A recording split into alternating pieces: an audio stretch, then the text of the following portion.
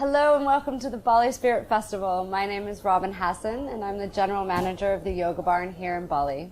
Today I'm here with Umaa, who is one of the original teachers at the Yoga Barn and has been with us for just about 7 years. Umaa has been practicing yoga since a very young age and learned from her grandfather and her mother, and has been teaching yoga for more than 26 years. Hi. Hi, Robin. Welcome. Thank you.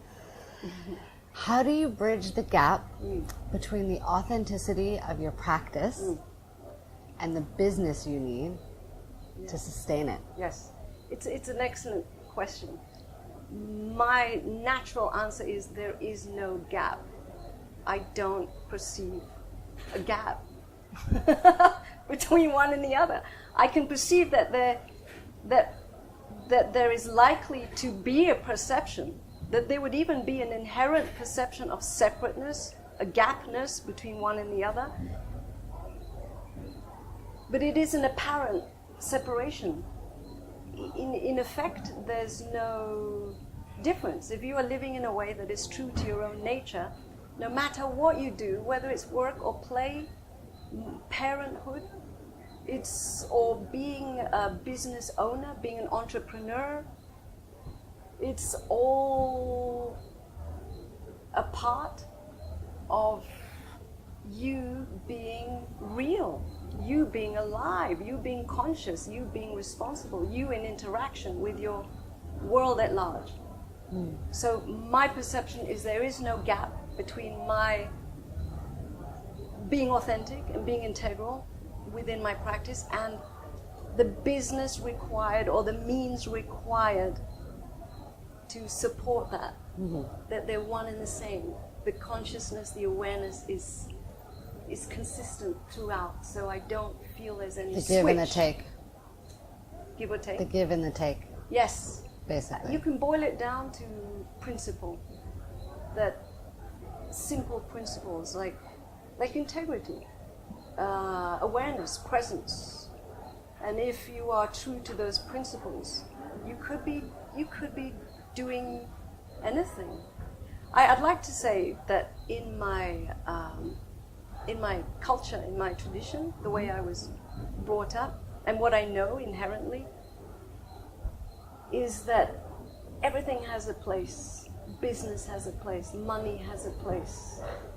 In fact, in the yogic tradition, central to the yogic philosophy is the understanding, the experience that there are 4 aims of human life. They're pillars, if you will, equally holding up Your platform. yes, the platform that allows us to fulfill our purpose And as what a are they? human being. So these 4, one is kama, is sensuality, pleasure, enjoyment, very much in play when you're a little child, the play itself.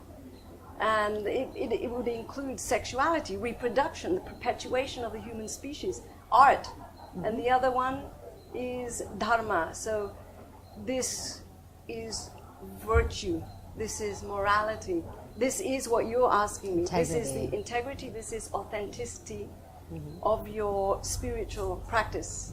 And it's purpose, it's duty, it's obligation, it's responsibility not only to ourselves, and that comes first. Responsibility to ourselves, but responsibility to our ancestors, without whom we wouldn't be here at all. Responsibility to our descendants.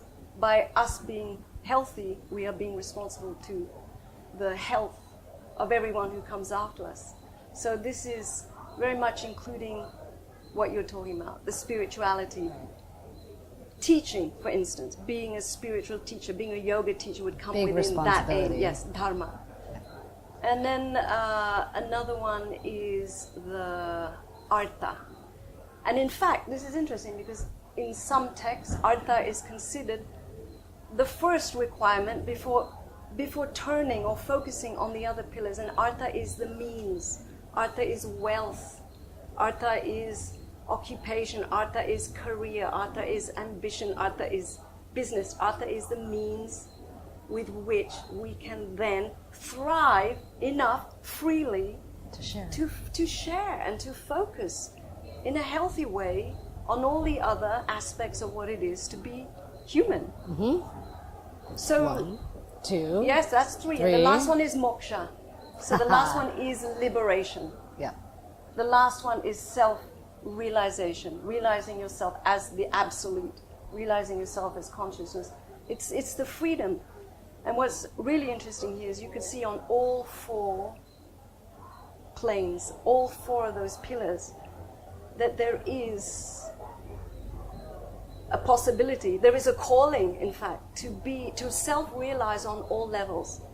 So in this yogic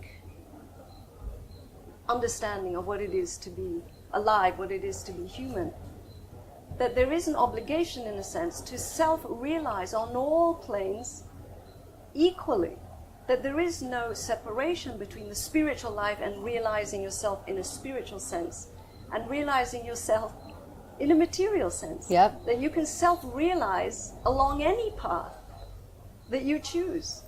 But you need those 4 pillars. You need those 4 pillars, and they need to be equally standing for you to be thriving, for you to be awakening, to be evolving. And you're responsible for each one of those elements. Yes.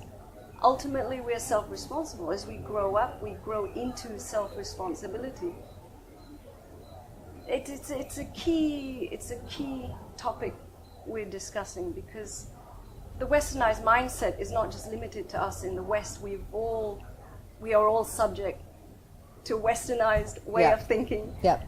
And this westernized way of thinking tends to polarize Everything that's going on. one thing as opposed to another. So spiritual life, being a yoga teacher as opposed to being an entrepreneur. Right. There's And a a good question preference right for one there. over the other. A righteousness, in a way. A righteousness in Yes. a way. So earlier today we were talking about what's kind of going on in the marketplace of yoga. Yes. In society, in the culture, in everything that's surrounding us. And one of those things is a multitude of teacher trainings. Yes. Sometimes maybe there might be more teachers than trainers. Yes. Trainees, students. Do you do teacher trainings right now? Do you plan on doing them? Is that going to be an evolution? I've generally resisted the concept of teacher training as I've seen it. At the same time, I'm open and honoring the process by which a teacher desires to share what they've learned with others. So I don't have a fixed preference towards a for or against teacher training. Myself, personally, it's not my focus. I do know from experience that to be a fully fledged teacher of yoga, and it's a continuous process, it's not a fixed state. Even the teacher themselves is continuously awakening to new possibilities within themselves. What I've come to experience, and it's also in the text, the yoga texts themselves, is that traditionally you would study for 12 years with one teacher. So it would be going all the way down one path rather than diverting, branching off, patchworking, different traditions, different teachers, different styles. The idea, I think, in this day and age is that you're gaining a broader portfolio. Right. But the potential disadvantage there is you're spreading yourself very thin. So traditionally you would be plunging down one particular Path. track. Yeah. So that the key there is, or the outcome there is that you are embodying the wisdom that is being imparted to you. From that one track. Yes, from that one track, from that one teacher. And it's not necessarily the best way or the only way, because ultimately any way Is good. In your learning, in your teaching, and you're participating in your life. Yes. What have you given up to be here, right now, available to offer guidance to those that you are in service to? Yes. Because that becomes your own business of yoga, right? What is it that you gave up to get here? Or that you give yes. up? What I gave up is a limited sense of who I thought I was. What I gave up was a fabricated self-image and all the offshoots of that. What I gave up was a limited sense of what freedom means and what it looks like. So there was one point in my life where I thought I was giving up my freedom to be a mother, to be a householder, to be a successful householder, meaning that I would have to have the means, I would have to be making money. A household thrives on means, prosperity, financial security, economic prosperity. This is how the household will thrive. So I gave up limited notions. And what I learned and what I share is that I can be free in and through it all. Conscious choice. Conscious choice. Yes.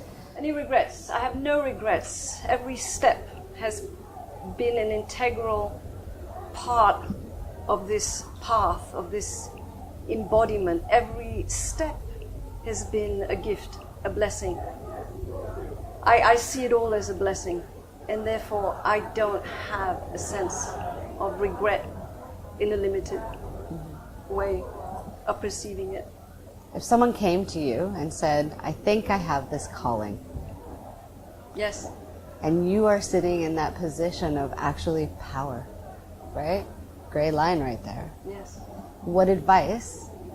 I know it's a case-by-case basis, but think of it in the context. Yes, it's a case-by-case basis.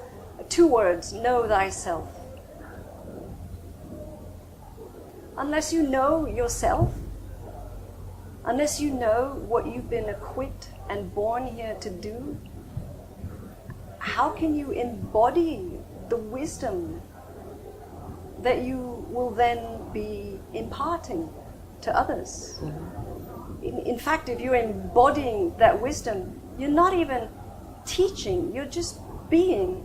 And as you are being you, they are learning. They will see reflected through you the teacher or their own true nature within themselves. Know thyself. Know thyself before you